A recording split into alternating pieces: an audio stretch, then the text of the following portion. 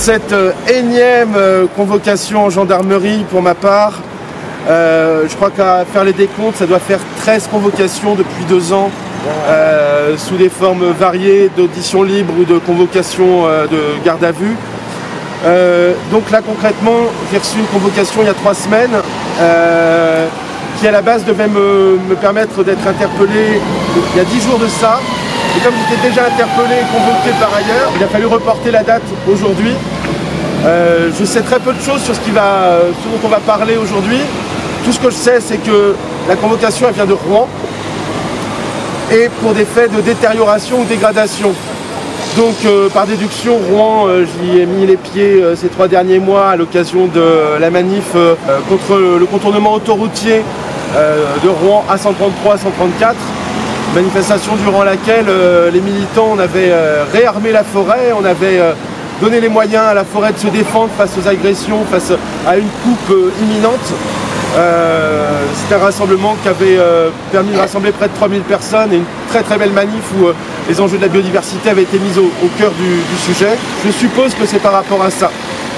Donc à la sortie, je vous ferai un petit compte rendu des questions qui m'ont été posées. Comme d'habitude, je n'aurai rien à déclarer. Et puis si un jour il vous venait à arriver à être convoqué à ce genre de convocation, je vous invite vraiment à adopter l'attitude du rien à déclarer. Rien à déclarer, rien à déclarer. Grille par grille et bâche par bâche, on démontrera toutes les bâches. Et bâche par bâche, on démontrera toutes les bâches. Julien revient, Julien revient, Julien revient parmi les biens. Enfin, me reprocher dégradation et détérioration en réunion. Et donc très concrètement, on m'a montré une photo où je suis auprès d'un arbre, soi-disant avec un mini canif. Pour couper l'arbre. Pour couper l'arbre. Ah oui, voilà.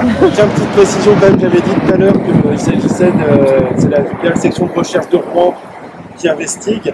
Et là, ils ont reçu le soutien de leurs camarades de Poitiers. C'était la section de recherche de Poitiers additionnelle. J'ai appris ici qu'il y avait au moins 3 autres camarades qui étaient entendus simultanément sur le même événement. Moi, c'est très clair.